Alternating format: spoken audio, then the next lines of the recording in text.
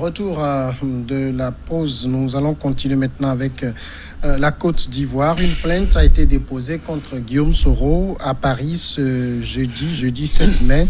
Elle émane des avocats de 6 personnes qui se sont constituées partie civile et accusent l'ancien président de l'Assemblée nationale ivoirienne de torture, assassinat et crimes de guerre pour des faits commis lorsqu'il était le chef des forces nouvelles entre 2003 et 2011. Les plaignants de nationalité ivoirienne et française affirment que le désormais opposant au régime de Ouattara et qui vit en exil a commandité la mort de 5 personnes lors d'actes visant à asseoir son leadership sur le mouvement.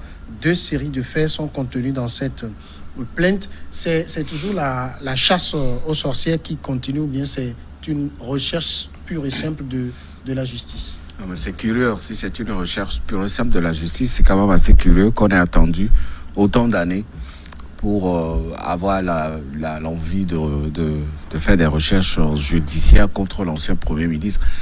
C'est clair, ça se lit dans cet acharnement dont il est victime depuis qu'il a décidé de ne pas s'associer à la volonté de Ouattara de mettre dans une seule entité politique tous ses anciens alliés, etc. Guillaume Soro est devenu aujourd'hui la bête à abattre. Il compose aujourd'hui la cible du pouvoir d'Abidjan pour faire tout et l'empêcher de participer à ces élections. Et tous les dossiers, toutes les cartouches sont sorties pour être tirées sur lui, mais oubliant que en face, Ouattara risque de faire de Guillaume Soro une légende ou alors un héros au sein de l'opinion ivoirienne, et cela risquerait de se retourner contre lui. Si Ouattara a décidé de ressortir ses dossiers judiciaires contre son ancien allié, c'est parce qu'en face, il a vu un ennemi qui risquerait de fausser ses plans politiques. Ouattara a accepté de quitter le pouvoir à la fin de son mandat, mais a choisi aussi de positionner en dauphin. Il n'a pas envie de voir Guillaume Soro venir lui succéder ou venir aux affaires, parce qu'entre eux deux, il y a eu tellement de secrets que ni l'un ni l'autre ne souhaiterait que ces secrets soient mis sur la place publique. Mais aujourd'hui, c'est Soro qui en est victime. Il faut faire très attention, connaissant l'homme Soro comme un animal politique. Il faut faire attention pour que ces acharnements ne se retournent pas contre le pouvoir d'Abidjan aujourd'hui, à quelques mois des prochaines élections présidentielles. Dimas? Oui, mais vous savez, Soro a été un warlord, un seigneur de guerre, mais lors d'une guerre, il y a 3 catégories de personnes. Il y a les idéologues même de la guerre, ceux qui planifient, conçoivent et mettent le pays ou la frange qu'ils ont regroupée en guerre. Il y a les exécutants, ceux qui sont sur le terrain, directement les exécutants directs sur le terrain. Et puis, il y a ceux qui participent à l'effort de guerre, financièrement, les financiers de la guerre. Ouattara va me dire que parmi ces 3 catégories, il ne s'y retrouve pas. Ouattara ne s'y retrouve pas. Et donc, Soro, qui était à la fois peut-être un idéologue, mais un metteur en scène, quelqu'un qui était direct en contact avec les combattants sur le terrain. Et c'est lui seul qui est coupable des crimes de guerre. Et Ouattara n'en a pas profité. À qui a profité toute cette guerre-là? Cette guerre a profité à qui? Si ce n'est pas à Ouattara. Qui a financé toute cette guerre-là? C'est Ouattara. Et Ouattara ne peut pas dire le contraire. Peut-être aujourd'hui, il est président. Il peut tout se prévaloir. Mais le jour où il ne sera pas au pouvoir, on sortira de dossiers contre lui. Quand Soro était avec eux, il était fort. Quand il n'est plus avec eux, avec ceux qui sont au pouvoir, Soro est faible. Il est la cible maintenant de tout le monde. Donc, moi, je ne peux pas dire que Soro est nickel dans ce qui se passe, étant donné qu'il était un seigneur de guerre, il était un warlord. Mais il faut dire que si Soro est reconnu coupable, Ouattara serait de même. Parce que même si... Mais ici, l'affaire, en tout cas en l'espèce, Ouais. c'est lié aux forces nouvelles. Et on sait que, puisque ceux qui ont déposé la plainte, il y a surtout l'affaire d'IB, Oui. le commandant des forces nouvelles qui revient. Ouais. Il a été assassiné par des hommes fidèles à Soro, dit-on. Ouais. Il y a sa fille qui fait partie des plaignantes. Donc, ce fait-là... Ça, c'est une partie. Je ne dis pas que Ouattara est coupable des mêmes faits reprochés à Soro. Mais je parle de la guerre. C'est au cours de la guerre et juste après la guerre que tout ça s'est passé. Quand on parle de IB, c'est ceux qui ont pris part à la guerre. Oui. Tout le monde a su qu'on a voulu se débarrasser de IB pour avoir les coudées franches. Peut-être que IB gênait de trop. Donc on l'a éliminé comme ça parce qu'il réclamait ouvertement. IB réclamait ouvertement sa part du gâteau. Il a déclaré à plusieurs reprises que c'est nous tous qui avions participé à cette guerre. Nous avions fait ceci, cela. J'ai droit à ceci. Quelque temps après, il a été assassiné. Mais on peut dire que c'est les hommes de Soro. Oui, mais Soro était sous la couverture de Alassane Ouattara à l'époque. Qu'est-ce que Ouattara avait dit? Qu'est-ce que Ouattara avait fait? Ouattara peut dire que Soro a pris cette initiative et puis il n'est pas du tout au courant. Et ça s'est passé. Bon, ça c'est le dossier Soro. Je vous assure qu'il y aura d'autres dossiers qui seront sortis pour Ouattara aussi.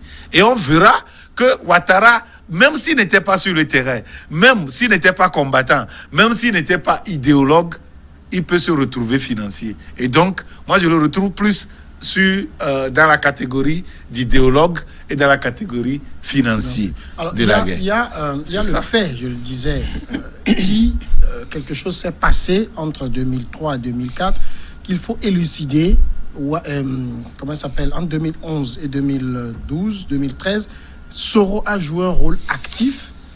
On ne peut pas simplement dire que bon, c'est parce que le camp Ouattara veut se débarrasser de lui. Il y a un coupable qui doit répondre des faits qui se sont produits. Le même coupable aurait pu répondre depuis très longtemps. Il ne fallait pas attendre 2020. Au moment où il nourrit des ambitions. Voilà, pour ressortir ces dossiers. Bon, l'avocat des partis civils dit que ça n'a aucun lien avec le calendrier. C'est lui qui dit. Oui, mais le calendrier avait est ce dossier depuis des années. Et c'est maintenant qu'ils mais ont c'est pu quel mobiliser. avocat qui a mis autant d'années à travailler sur ce dossier? Soro a été ministre, a été premier ministre, a été président de l'Assemblée À nationale. l'époque, il était quasiment intouchable aussi. Oui, mais pourquoi Maintenant avoir qu'il est laissé... descendu, Pourquoi avoir mis l'homme sur une telle hauteur et aujourd'hui, qui n'est plus à cette hauteur, vous ressortez les dossiers de 2011, 2012, 2003, 2004. Qui a mené la guerre en Côte d'Ivoire? Qu'est-ce qui s'est passé pour qu'il y ait eu la guerre en Côte d'Ivoire? C'est parce que quelqu'un estimait que c'est lui qui a gagné les élections. Et donc, il voulait prendre le pouvoir par tous les moyens nécessaires. Et le seul moyen qu'il avait choisi, c'était les armes. Est-ce que c'était Soro? Et donc, il fallait trouver un allié. L'allié, c'était Soro. C'est les deux qui ont fait la guerre, en tout cas. Gbagbo a été arrêté, il est parti du pouvoir, etc. Soro a poussé son grand frère au pouvoir, parce que c'est lui qui aurait gagné les élections. Ils ont travaillé ensemble, il y a eu plein de dossiers, etc. Et aujourd'hui que l'homme accepte de rentrer, de lorgner le fauteuil présidentiel, on estime que il faut sortir des dossiers. C'est bien beau, parce que c'est ça la politique en Afrique. On peut aussi, dans le monde entier, on a vu ce qui s'est passé avec DSK, dans le temps où il avait lorgné aussi le pouvoir. C'est comme ça la politique. Sauf que moi je dis, en faisant trop de fixation sur Soro, l'objectif qui était visé par Ouattara et son entourage risquerait de partir en faveur de Soro. Parce qu'aujourd'hui, du matin au soir, dans l'entourage de Ouattara, pour les Ivoiriens, c'est Soro. On parle plus de... Soro se fait plus parler de lui par ses adversaires que lui-même. Et donc, il faut faire extrêmement attention. De toute façon, Soro aussi va sortir des dossiers. Voilà, pour ne pas propulser le monsieur... C'est clair. À un niveau où personne ne le souhaite. Il faut comprendre que ce type n'est pas facile à gérer. De toutes les façons, il maintient sa position, sa participation pour les prochaines élections parce qu'il compte sur quelque chose. Et aujourd'hui, pour le bien des Ivoiriens, pour le bien de l'ensemble de la sous-région aussi, parce que si ça pète, ça a pété à Abidjan, on a eu des milliers de réfugiés ivoiriens chez nous au Togo. Certains se sont mariés, d'autres ont fait des enfants, d'autres sont devenus même togolais, ils sont encore là. Donc on ne souhaiterait pas que ça pète encore. Alors aujourd'hui, si Ouattara estime que c'est la seule voie ou le seul moyen dont il dispose pour écarter son ancien dauphin ou son ancien allié du pouvoir, je crois qu'il a fait le mauvais choix. Alors, les gens qu'on cite, que ce soit l'assassinat de IB et de toutes les autres personnes, il est certain que Soro en sait quelque chose. Alors, est-ce qu'on va dire que c'est une affaire politique ou ce n'est pas une affaire de droit quand même? Non, ce n'est pas une affaire de droit quand même. Oh non, c'est en tout cas à connotation plus de 90% politique. C'est ça, c'est clair. La main de Ouattara est quelque part en train de téléguider les choses. Non, pas quelque part, visible. Hein. C'est une main visible. On a vu le procureur de la République se lever contre Soro. Alors, le procureur de la République, c'est qui? C'est le représentant de l'exécutif au sein de l'appareil judiciaire. C'est ça. Et donc, le procureur dépend directement du ministre de la Justice. Et donc, quand le procureur d'Abidjan se lève contre Soro, ben, c'est Ouattara qui se lève contre Soro. C'est comme ça. Et on a vu que ça n'a pas tellement mordu. Et bon, ben, quand il est retourné... Et puis, ça faisait rire tellement. L'Afrique, ça fait rire. Parce que vous voulez de la personne. Vous pensez que la personne a beaucoup de choses qu'on doit lui reprocher. Et la personne prend l'avion pour arriver. Vous avez empêché l'avion d'atterrir. Et vous dites que vous réclamez cette personne. Vous voulez que cette personne réponde devant la loi. Mais vous empêchez son avion d'atterrir. Et l'avion va vers le Ghana. On intime l'ordre aux Ghanéens de l'empêcher de rester à Accra. Et l'avion est reparti. Et donc, arrivé en France maintenant, il faut sortir quelques ossements des placards pour pouvoir lui opposer. Ben, je dis que lui aussi va parler.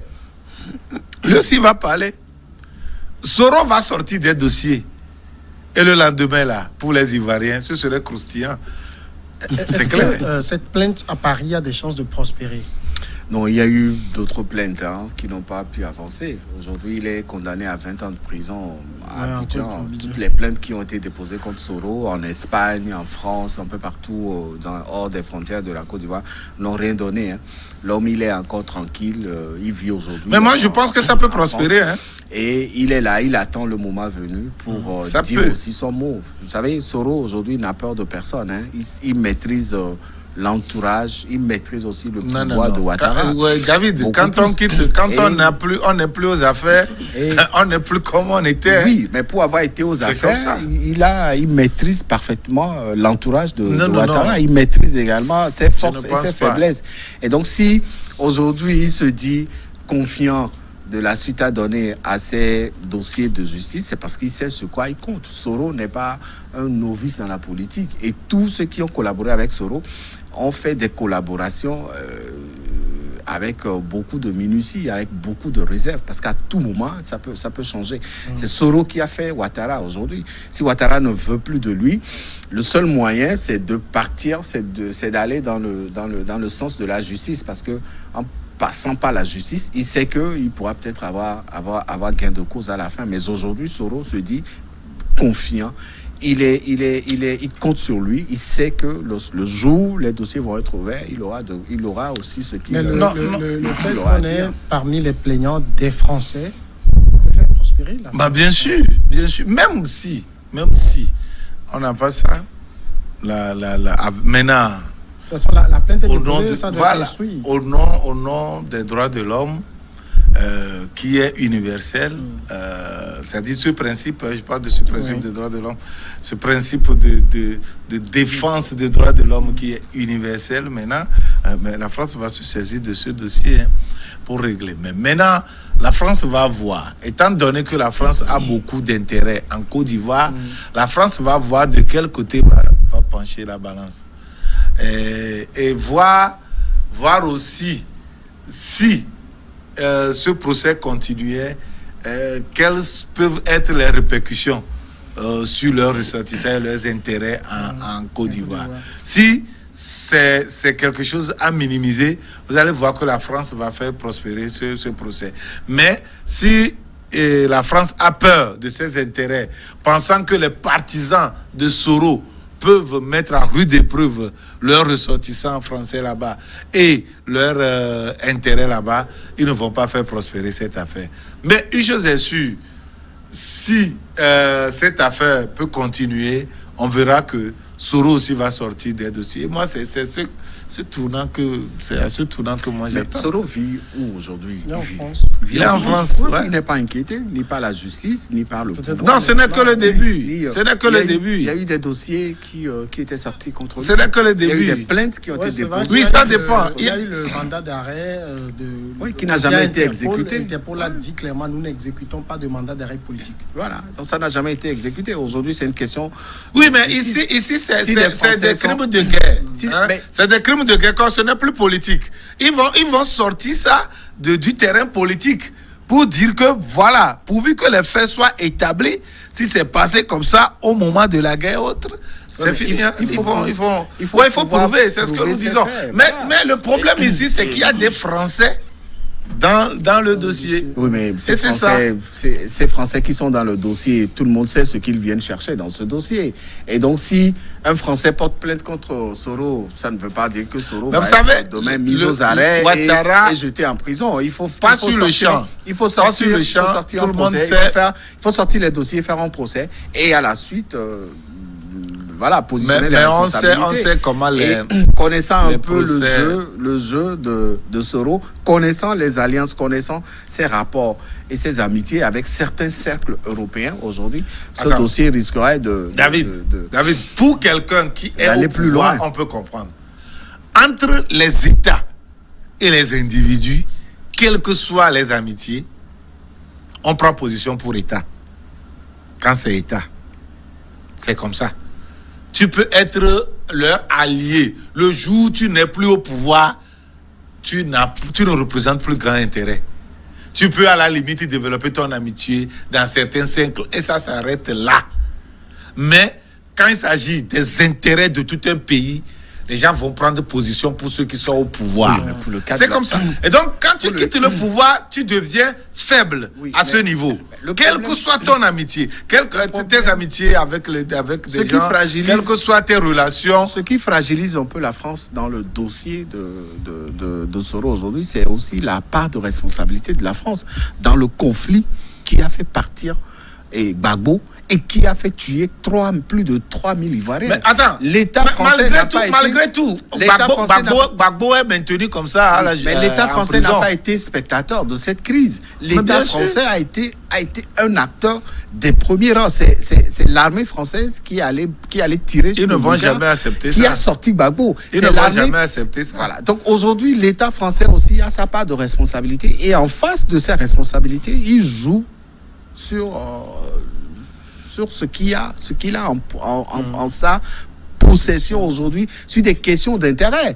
Alors si l'État français est ciblé aussi par ce qui s'est passé à Abidjan entre Non. Attends, 2000, l'État- dans les années 2010, aujourd'hui l'État français n'accepterait pas de livrer un allié qui a aidé à faire une guerre en Côte d'Ivoire. D'accord. La pause. Et c'est l'allié Non, au les grand alliés Soro. sont toujours livrés. Hein. Aujourd'hui, Les on va- alliés on va- sont toujours livrés. on va Quand la ils ne pause, représentent on plus revient d'intérêt, après on les pour livre. le